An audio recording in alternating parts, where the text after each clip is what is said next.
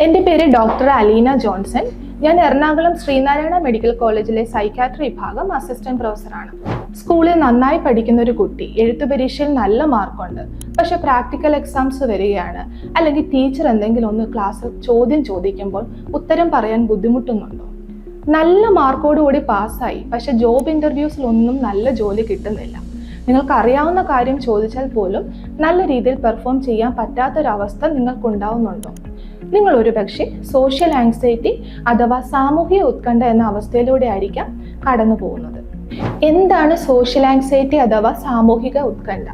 നിങ്ങൾക്ക് അധികം പരിചയമില്ലാത്ത ആളുകളുടെ മുന്നിൽ നിങ്ങൾക്ക് നന്നായിട്ട് അറിയാവുന്ന കാര്യങ്ങളാണെങ്കിൽ പോലും അത് പറയാനോ അല്ലെങ്കിൽ അത് പ്രവർത്തിക്കാനോ ചെയ്യുന്ന അവസരത്തിൽ നിങ്ങൾക്കത് കഴിയാതെ പോവുക.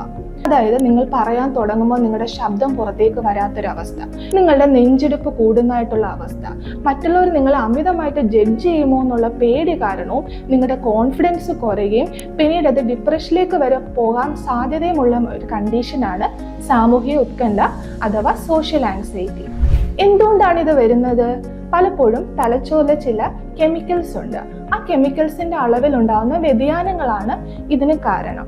അതേപോലെ ഫിയർ സെന്റർ എന്നറിയപ്പെടുന്ന അമിഗ്ഡാല എന്നൊരു ഭാഗം അമിതമായിട്ട് അല്ലെങ്കിൽ ഓവറായിട്ട് ആക്റ്റീവ് ആവുന്നത് മൂലവും നിങ്ങൾക്ക് ഈ സാമൂഹിക ഉത്കണ്ഠ വരാം. നിങ്ങളുടെ കുടുംബത്തിൽ ആർക്കെങ്കിലും ഉത്കണ്ഠയുടെ ലക്ഷണങ്ങൾ അല്ലെങ്കിൽ രോഗമായിട്ടുണ്ടെങ്കിൽ നിങ്ങൾക്കും ഇത് വരാനുള്ള സാധ്യതയുണ്ട്. അല്ലെങ്കിൽ ചെറിയ കുട്ടിയായിരുന്നപ്പോൾ നിങ്ങൾ എന്തെങ്കിലും തരത്തിലുള്ള ബുള്ളിങ്, അമിതമായിട്ടുള്ള കളിയാക്കലുകൾ, അമിതമായിട്ടുള്ള ക്രിറ്റിസിസം ഒക്കെ നേരിട്ടിട്ടുണ്ടെങ്കിൽ പിൽക്കാലത്ത് നിങ്ങൾക്ക് ഈ പറഞ്ഞ സാമൂഹിക ഉത്കണ്ഠ വരാനുള്ള സാധ്യതയുണ്ട്. അല്ലെങ്കിൽ നിങ്ങളുടെ പേരൻസ് ഭയങ്കര പ്രൊട്ടക്റ്റീവ് ആയിരുന്നു, ഒരു കാര്യവും ചെയ്യാൻ നിങ്ങളെ സമ്മതിക്കാതെ എല്ലാ കാര്യങ്ങളും അവർ തന്നെ ചെയ്തു തരുന്ന ഒരു സിറ്റുവേഷനിലാണ് നിങ്ങൾ വളർന്നതെങ്കിൽ പിന്നീട് വലുതാകുമ്പോൾ കാര്യങ്ങൾ തനിയെ ചെയ്യാനുള്ള ഒരു പ്രയാസം വരികയും നിങ്ങൾക്ക് ഈ പറഞ്ഞ സോഷ്യൽ ആങ്സൈറ്റി വരാനുള്ള സാധ്യതയുമുണ്ട്. ഇതിൻ്റെ നല്ല വശം എന്താണ്? ഇത് നമുക്ക് പൂർണ്ണമായിട്ടും ചികിത്സിച്ച് മാറ്റാൻ കഴിയുമെന്നുള്ളതാണ് ഇതിൻ്റെ ഏറ്റവും നല്ല വശം. പലപ്പോഴും ആളുകൾക്ക് ഞാനൊരു സൈക്കാട്രിസ്റ്റിനെ കാണണോ, മരുന്ന് കഴിച്ചാൽ സൈഡ് എഫക്റ്റ് ഉണ്ടാവുമോ, അല്ലെങ്കിൽ എത്ര നാൾ മരുന്ന് കഴിക്കണം, ഞാൻ ഇതിന് അഡിക്റ്റ് ആയി പോകും എന്നൊക്കെയുള്ള ഒരു ഭയമുണ്ട് അല്ലേ? നിങ്ങൾ ഒരിക്കലും പേടിക്കേണ്ട ആവശ്യമില്ല. മിക്കവാറും ഒരു മരുന്നിൻ്റെ ആവശ്യമേ വരികയുള്ളൂ. ഒരു മരുന്ന് ഒരു 2 ആഴ്ച എടുക്കുമ്പോൾ തന്നെ നിങ്ങൾക്ക് നല്ല വ്യത്യാസം വരും.